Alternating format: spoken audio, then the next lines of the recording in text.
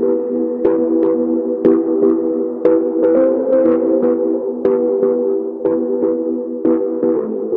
to another episode of the Global Insights podcast. I'm joined once again by my partner in crime, Charlotte de Brabandt. We are on episode 7 of our Hyper Leadership series. This episode is going to be all about beyond the hierarchy of leadership and formal authority. So, as always, I'm going to jump straight in. Let's go into question 1. So, leadership beyond hierarchy and formal authority is the title of this podcast episode. We often hear, Charlotte, that hierarchy is disappearing. Do you think that's actually true? Well, I have to say it's one of my favorite topics, especially with hierarchy and formal authority. So, Max, hierarchy, I don't think it's really disappearing, but it's no longer sufficient. And I've worked in a variety of companies, 5 different industries, and in complex and fast-moving organizations, influence really flows less through formal reporting lines and more through expertise and credibility and networks. And hierarchy, it still provides the certain structure and accountability, but it doesn't really generate commitment or innovation just on its own.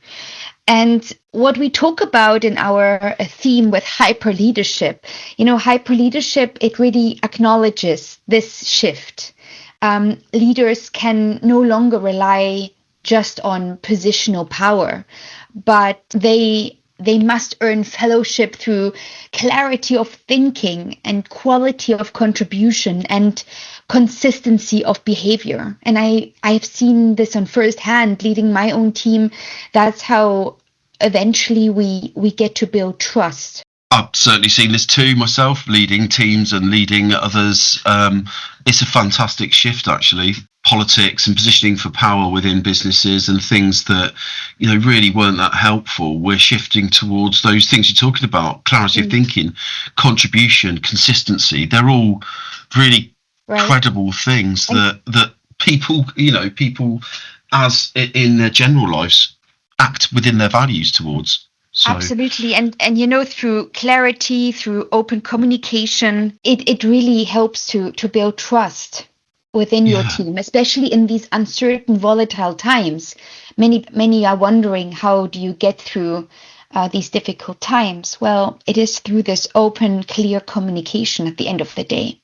Yeah, we're moving away from, that sort of dictated or authority type leadership and something that's much more collaborative. And that is the way things work in 2026. And I'm all for it. So second question then, if you take away that direct authority from some leaders, how do those leaders, perhaps the ones that were used to being more authoritative and dictatorial, how do those sort of leaders actually lead when they don't have that direct authority?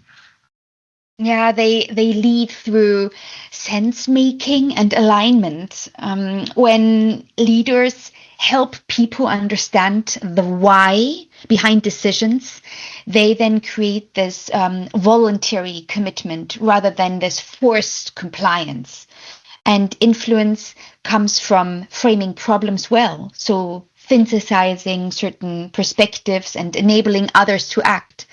And this really requires strong listening skills and a lot of intellectual humility. So hyper leaders, they know that authority without trust just produces more and more resistance, while influence is built on credibility skills.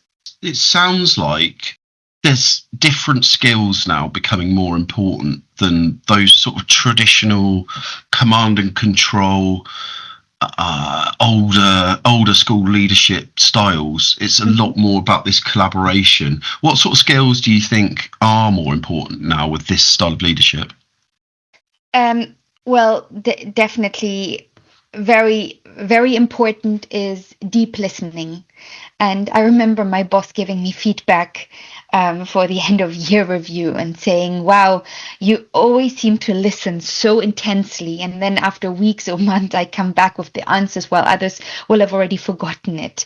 So definitely a skill that stands out is deep listening. And then I would say delegation, facilitation of the information that you receive. So facilitating the information within your teams, synthesizing it, making it clear. Leaders must be able to integrate diverse viewpoints into really coherent direction. And they also need to create spaces where expertise can surface regardless of title.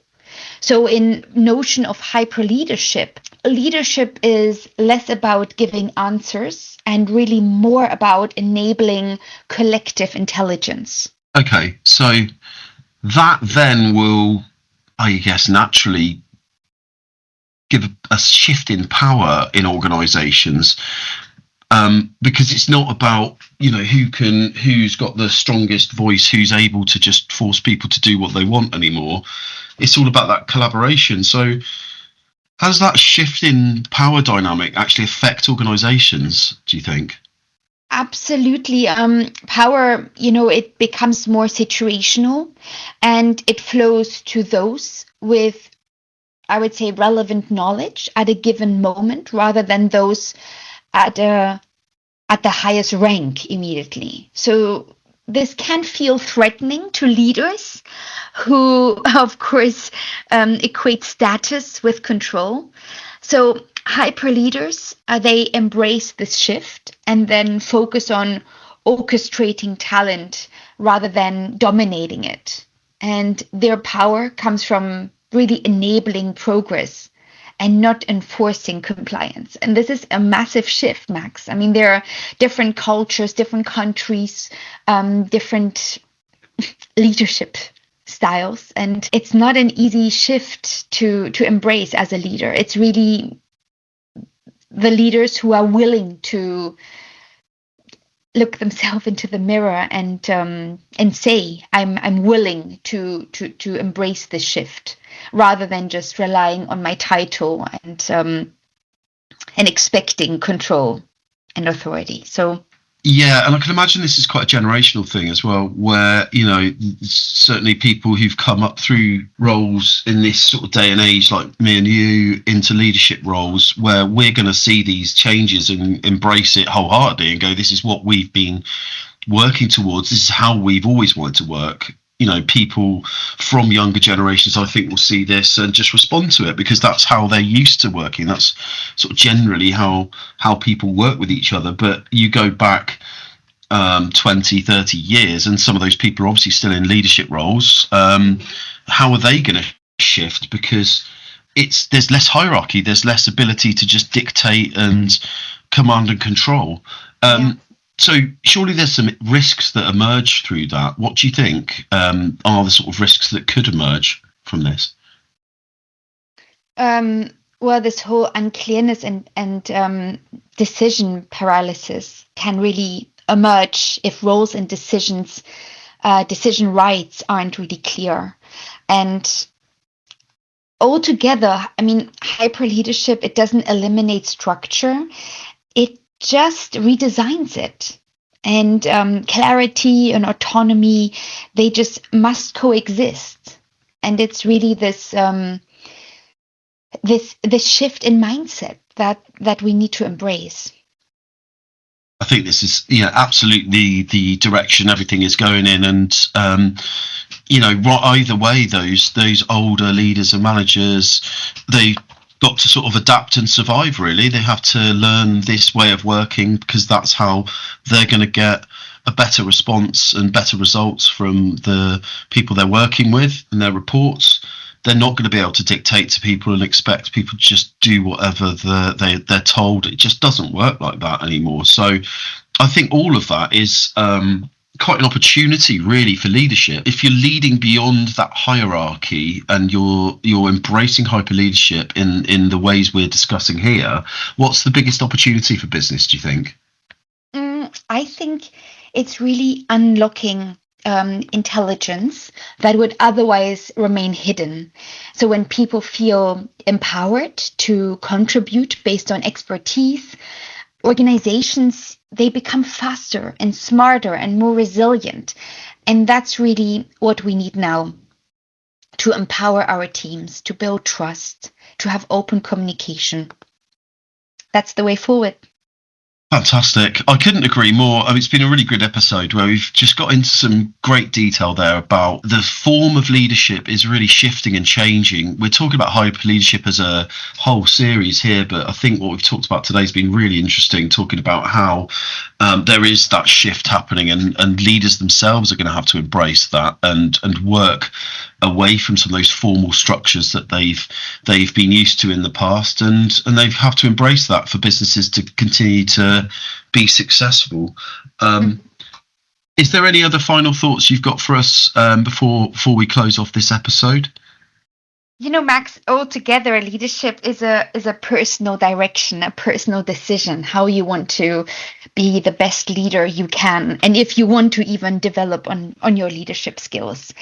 And as you said, it's generational, but in my opinion, it's also cultural, country to country, company to company. And I think many leaders still have a long way to go. To accept this new shift of leadership, this new shift of mindset. And I'm a firm believer in continuous learning, continuous improvement. No one is perfect. So, I hope this inspires other leaders just to reflect what kind of leader they would like to be for their team. I'm sure it will. That's been fantastic again, Charlotte. Thank you so much for today's episode, and look forward to seeing you on the next one. Absolutely. Thank you so much.